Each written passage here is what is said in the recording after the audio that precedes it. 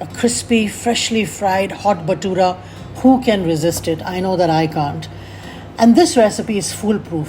Follow it to a T, measure correctly, and you cannot go wrong. You will produce flaky, puffy, tender, absolutely irresistibly tasty bhaturas.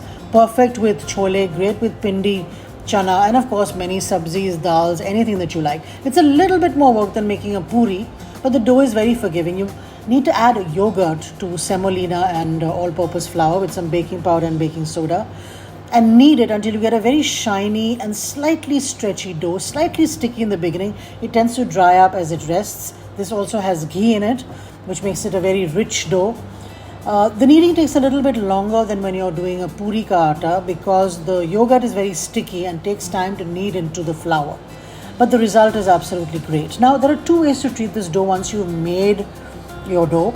One is to let it rest for about an hour and a half or 2 hours, which will give you a really nice, crispy, puffy, and stretchy bhatura, which a lot of people really like. I rest mine in the fridge overnight because what I want is a very flaky, puffy, almost pastry-like shell that comes out of the frying pan. It's so buttery, it's just absolutely irresistible. You can just keep eating them, which is very dangerous because they are deep fried. One has to remember that. But you can decide what to do. You can.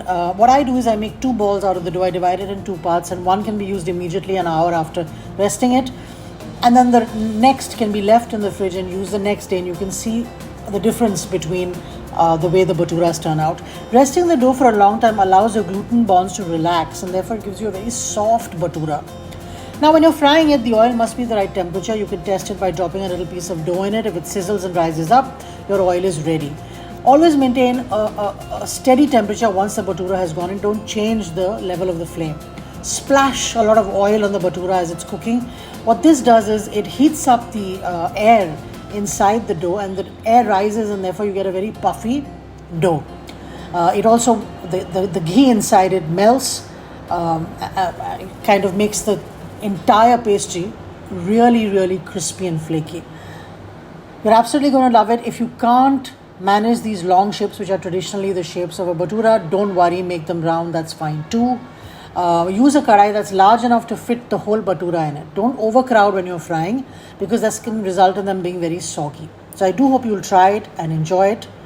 Happy eating.